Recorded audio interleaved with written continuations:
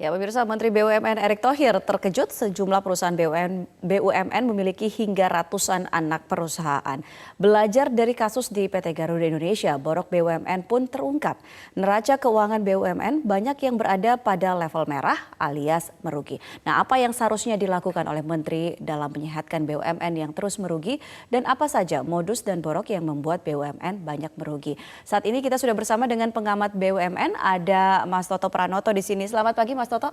Terima kasih sudah hadir bersama kami di Metro Pagi Prime Time. Oke, ini yang terbaru dari Kisru Garuda, ini kemudian merembet ke soal keberadaan anak-anak, tidak hanya anak sebenarnya, anak dan cucu usaha dari Garuda yang dinilai banyak yang tidak produktif. Nah, idealnya sebenarnya satu BUMN itu berapa banyak sih dia memiliki anak usaha?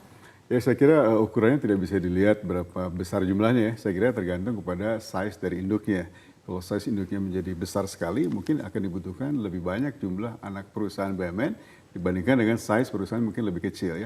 Intinya saya kira adalah bahwa ada semacam kesinambungan atau sinergi di antara induk dan anaknya. Jadi sepanjang relasi itu terbentuk, bahwa memang anak dibentuk dalam rangka mendukung bisnis induknya begitu, saya kira oke aja. Berarti terjadi sinergi di sana. Problemnya adalah pada saat kemudian anak-anak perusahaan BUMN yang dibentuk itu kemudian tidak related kepada core business dari induknya. Nah, ini kan yang banyak terjadi. Bahkan ada satu perusahaan, misalnya kita ambil contoh Pertamina. Pertamina itu punya 142 anak perusahaan dan tidak semuanya bisa dikatakan related ke core bisnisnya Pertamina di bidang energi itu. Ya, saya kira pokoknya sepanjang bahwa dalam value chain induk dan anaknya terjadi hubungan sinergi karena memang core bisnisnya apa, kemudian anaknya juga bergerak dalam bidang yang bisa mendukung support kepada industri di induknya, saya kira itu oke. Tapi kalau dalam kriteria yang tidak sama seperti itu atau berbeda, saya kira itu akan menimbulkan masalah. Jadi kalau misalnya Pertamina punya lebih dari 100, tapi kan ada misalnya anak perusahaan yang bergerak di industri hulunya misalnya, atau ada yang bergerak di industri hilirnya. Jadi sepanjang menunjang kepada bisnis utama Pertaminanya, saya kira itu akan memberikan value kepada perusahaan induknya. Sehingga model yang seperti ini saya kira dalam konteks hubungan ini oke begitu ya. Nah, yang masalah tadi saya kira yang katakanlah memang pertama dia tidak related kepada core bisnis induk. Kemudian kedua juga kadang-kadang dalam bidang bisnis yang baru mereka mungkin kurang kuasai ya skill yang dibutuhkan atau katakanlah kompetensi yang dibutuhkan karena beda sekali dengan induknya sehingga kemudian merugi perusahaannya. Atau juga mungkin ada sebab lain, katakanlah bagaimana kita memilih ya para talent yang mengelola anak perusahaan, mungkin tidak betul-betul kita pilih dalam konteks yang kualifikasinya cukup gitu ya. Mungkin karena hal-hal lain seperti itu, maka kemudian anak perusahaan tidak dikelola dengan cukup baik. Nah, saya potong di situ. Kalau selama ini sebenarnya sebelum kita lihat apa yang menyebabkan anak-anak perusahaan ini merugi sehingga juga otomatis membebani keuangan dari BUMN, tetapi berkaca dari apa yang terjadi selama belasan, mungkin sampai puluhan tahun, apa sih yang membuat BUMN itu begitu mudahnya bisa mendirikan anak perusahaan? Ya, saya kira salah satu akar yang paling utama adalah karena memang kita tidak ada regulasi yang mengatur soal itu dengan cukup jelas. Kalau kita lihat ke undang-undangnya misalnya, di Undang-Undang BUMN 19/2003 sama sekali nggak disentuh soal anak perusahaan ini ya. Kemudian kalau kita lihat aturan di Kementerian BUMN ya, permen yang mengatur misalnya mengenai anak BUMN ada tapi tidak terlalu cukup rigid ya, cukup detail ya, mengatur bagaimana misalnya anak perusahaan itu bisa didirikan dan seterusnya. Jadi karena sebab itu maka kemudian BUMN seperti tanda petik memiliki keleluasaan kemudian untuk membuat anak perusahaannya begitu ya. Jadi akan bagus kalau anak perusahaan tadi sesuai dengan konsep bahwa dia punya hubungan dengan induk ya secara bisnisnya begitu. Tapi yang lebih menjadi tidak baik adalah pada saat kemudian anak perusahaan didirikan bukan karena alasan-alasan itu. Mungkin karena alasan-alasan yang lain lah ya. Termasuk juga misalnya mungkin bagi-bagi jabatan atau bagi posisi seperti itu. Ya itu mungkin saja ya. Karena kalau kita lihat misalnya siapa sih yang duduk dalam jabatan di manajemen anak perusahaan BUMN kan. Mungkin tidak seluruhnya kita bisa tangkap sebagai orang-orang yang memang memiliki kualifikasi yang cukup. Mungkin kadang-kadang itu adalah untuk menampung misalnya maaf kata para pensiunan di BUMN ya. Setelah pensiun mungkin ditaruh di anak perusahaannya ya.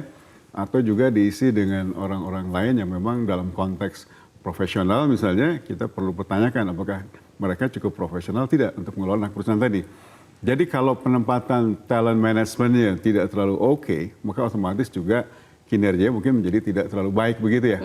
Sehingga harapannya ke depan mestinya seperti juga pada saat memilih calon-calon direksi BUMN, mestinya juga anak-anak BUMN, para calon pimpinannya mungkin harus ikut juga proses assessment sebelumnya. Treatmentnya juga harus sama seperti itu, harus mungkin, selektif juga. Betul. Nah, betul. tapi oke, kita harus fair juga bahwa tidak semua anak perusahaan BUMN itu bermasalah. Tapi dari keseluruhan, kalau dari pengamatan Anda, berapa sih sebenarnya dari segi persentase saja kira-kira bermasalah versus dengan yang tidak bermasalah? Ya kan kalau disampaikan datanya katanya ada sekitar 700 anak sampai dengan cucu BUMN. Ada data yang bilang bahwa hampir 90% misalnya. 90%? Ya, anak dan cucu itu kondisinya merugi misalnya ya. Jadi memang in persentase jadinya tinggi sekali kan. Itu menunjukkan bahwa pada akhirnya anak-anak perusahaan BUMN itu tidak cukup baik dikelola sehingga tidak mampu menciptakan katakanlah profitability yang cukup ya. Kan tujuan mendirikan anak itu mestinya dia bisa menunjang induknya. Ya. Bukan sebaliknya justru menjadi beban bagi induknya karena mereka merugi. Ya. Jadi saya kira memang perlu langkah-langkah segera sekarang ya. Penataan ulang mengenai bagaimana regulasi yang mengatur mengenai pendirian anak perusahaan. Itu penting dilakukan sehingga memang pada saat diuji visibilitasnya hanya anak perusahaan BUMN yang memang kita anggap nanti mampu ya memberikan value nilai kepada induknya, itulah boleh didirikan. Oke. Tapi sebaiknya kalau tidak begitu mungkin nggak perlu dibuat. Nah, lantas apa yang dilakukan? Kalau saya tidak salah juga Menteri BUMN sudah memerintahkan para direktur-direktur BUMN ini untuk segera mereview keberadaan anak cucu mereka untuk dilihat ini sebenarnya value-nya seperti apa. Nah, kalau menurut Anda ketika ada satu anak ataupun juga cucu BUMN ini yang tidak begitu baik performanya, itu otomatis itu lebih baik mungkin ditutup saja, dihilangkan seperti itu. Tapi bagaimana dengan misalnya kalau misalnya ada yang baik performanya tapi tidak terlalu related, nah ini sepertinya apa? Apakah lebih menguntungkan ketika itu dijual, ketika harganya tinggi, atau bagaimana? Atau dipertahankan? Ya. Saya kira langkah pertama sekarang adalah lakukan dulu pemetaan secara total ya terhadap seluruh anak dan cucu itu. Jadi kalau pemetaannya nanti gambarnya misalnya bahwa banyak BUMN yang merugi itu karena misalnya ya bisnisnya tidak related kepada induknya, kepada core bisnis induknya dan kemudian rugi. Saya kira ini dilikuidasi saja atau dilakukan upaya-upaya keluarlah dalam konteks portfolio dari BUMN tadi ya.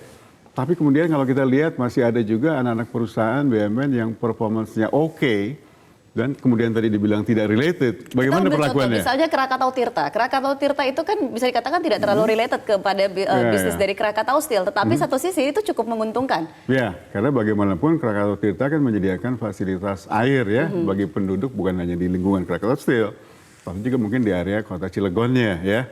Tapi apakah itu nanti misalnya perlu nggak kita lakukan divestasi aja karena memang performanya oke misalnya. Dan itu juga cukup menguntungkan bagi KS sekarang misalnya pada saat memang mereka sekarang butuh likuiditas ya. Atau saya ambil contoh yang lain. Misalnya belum lama ini RNI pemilik Pafros, dia kemudian mendivestasi Pafrosnya ke Kimia Farma. Ya. Kan itu Pafros Kimia Farma dia related bisnisnya kan, cocok kan.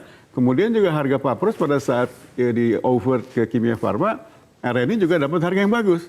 Jadi kenapa enggak gitu ya.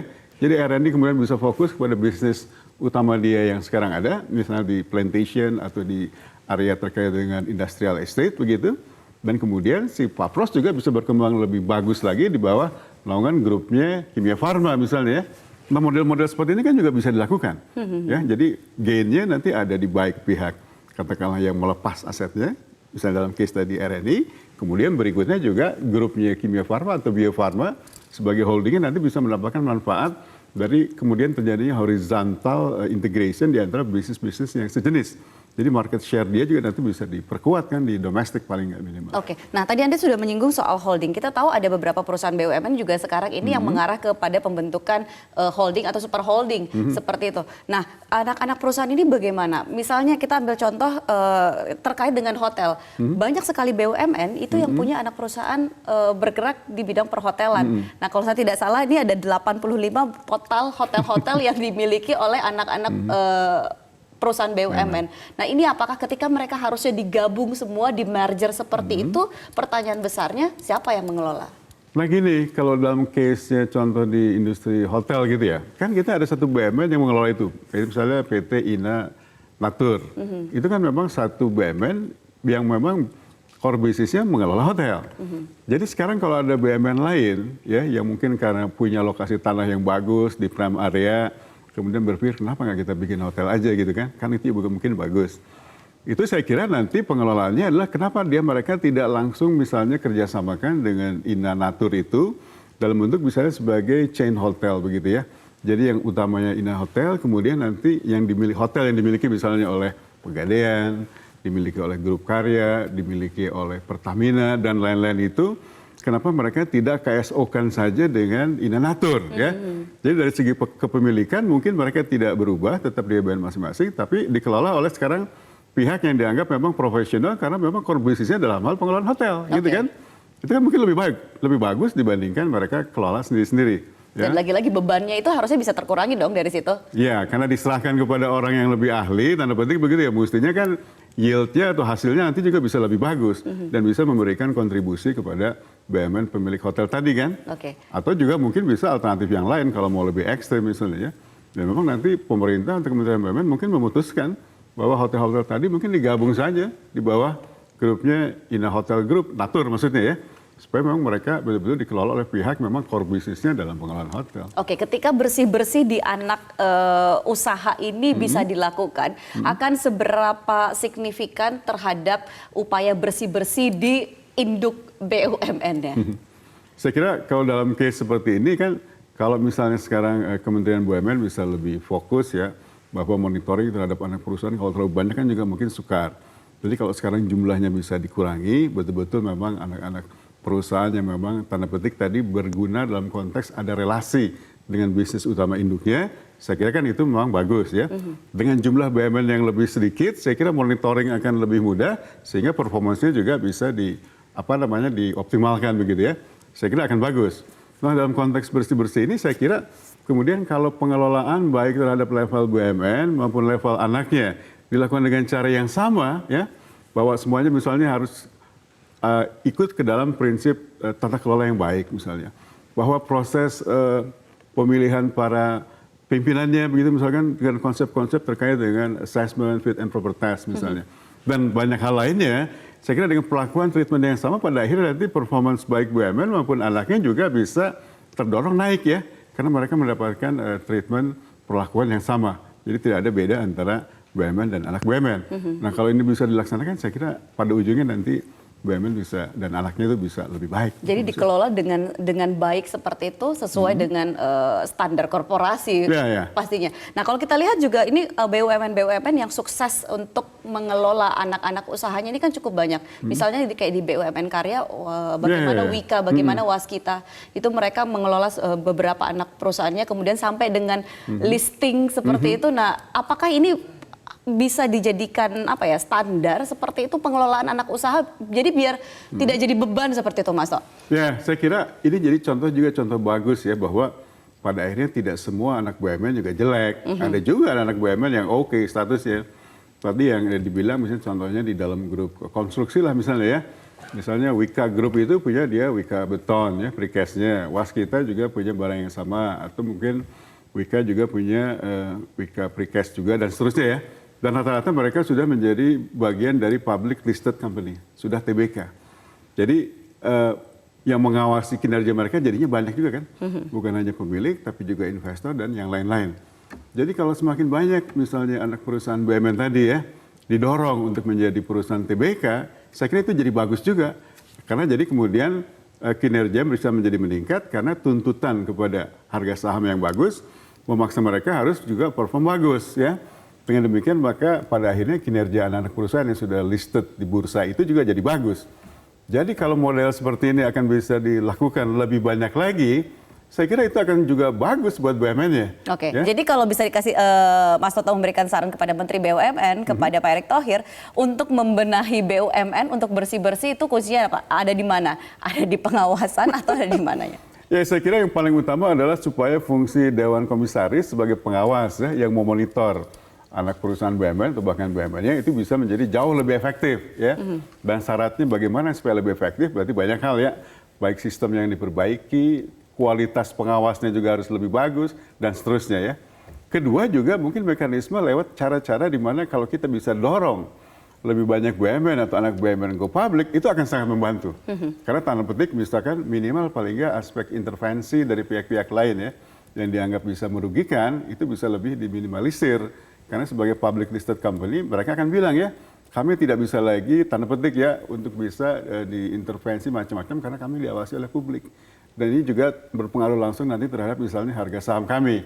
Sehingga dengan cara itu saya kira sebagai public listed company, dia bisa perform lebih baik karena mereka kemudian memiliki keleluasaan, memiliki kemandirian yang lebih sebagai suatu perusahaan begitu, sehingga mereka bisa dengan optimal kemudian tanda petik Dan perform lebih ujung-ujungnya bagus. BUMN harusnya bisa berkontribusi lebih besar lagi, bukannya memberikan beban bagi negara. Terima kasih Ya, Mas Toto, betul. kita akan lihat seperti apa terobosan-terobosan yang akan dilakukan lagi ke depan, atau mungkin ada langkah-langkah yang jauh lebih lebih drastis lagi Ya. mungkin akan diambil oleh Menteri BUMN.